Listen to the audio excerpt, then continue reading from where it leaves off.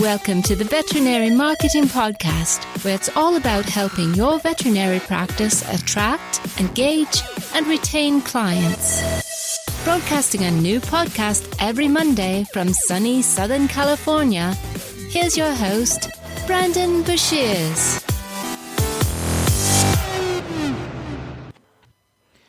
Hey there, everybody. Welcome to episode number 196 and a half of the Veterinary Marketing Podcast. Hope you're doing amazing, especially in these difficult times. If you need any help, please don't hesitate to reach out. Join the Facebook group, The Veterinary Marketing Nerds. Be sure to post any questions that you have there.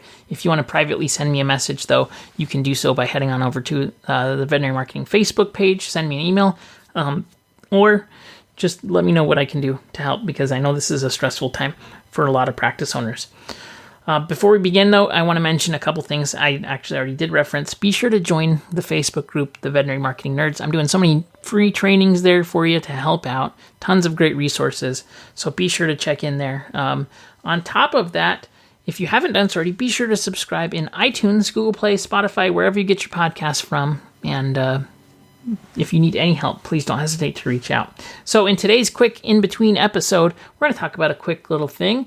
I know that people talk about educating clients, and education is fantastic, but you need to also work to sell services. So there's a few tricks that I'm going to teach you that can help you to sell services without being salesy, because ultimately what you're trying to do are find people that are going to be a great fit for your practice. I think in the veterinary industry, selling is one of those words that's kind of like a bad word. And so if you think about, you're going to find pet owners who are going to be a great fit, people that you love working with, people that are going to take your recommendations, and people that will help to provide better health for their pets by being a partner with you. I think that that's a good way to think about selling. So how do you go about doing that? So number one, education is important. If you think about how people receive information when they're being educated, they're very open to it. When you're listening to a podcast, when you're watching a video that you've gone out and you're seeking out information, your mind is open to possibilities, and so you are not skeptical, typically, right? When you're on there and somebody's selling something, immediately something switches and your brain becomes skeptical because you don't want to be taken advantage of. So education is fantastic. The way that you make sure to be promoting the products and services that you want them to take, because ultimately, if you're going to promote something, you're going to do it so that there is a better outcome, right? And if they take your advice, the outcome will be better. So ultimately, you want them to take more of your recommendations. And in doing that, they're going to have a happier, healthier pet, and you're going to be able to do your job. So how do you do that without sounding like you're selling something? If you jump onto Facebook, you do a Facebook Live, and you say, hey, we have this pet food. You should buy it because it's going to help your pet be... That's the wrong way to do it, right? You're immediately selling, and you're jumping off, and you're selling. That's not... I don't see practices doing that, which is okay.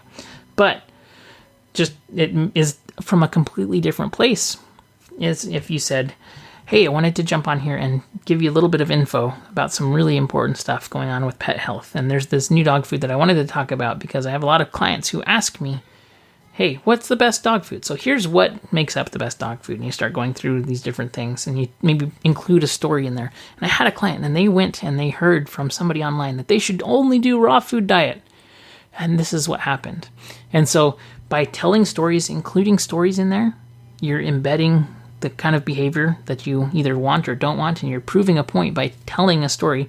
And in doing so, you're helping them to make a buying decision without actually selling them. And so then a very simple phrase is, and a lot of clients ask me, can I get dog food from your practice? And the answer is yes, you can. Here's how you do it. And not only that, we're delivering to home because we want to make sure that you're going to be safe during the coronavirus, or whatever. That is it. All of the selling happened before that. And now you just did a quick transition, and a lot of clients ask me. So here's the answer. Very, very simple. The last selling piece doesn't even feel like selling. You're giving people an invitation to see if they're going to be a good fit for your practice. That little distinction is going to help you to increase the kinds of clients that you want to have coming into your practice. It's going to help to improve just everything in your practice. So I hope this was helpful. If you have any questions, if you need any help, please don't hesitate to reach out, and I'll see you on the next episode. Have a good one, everyone.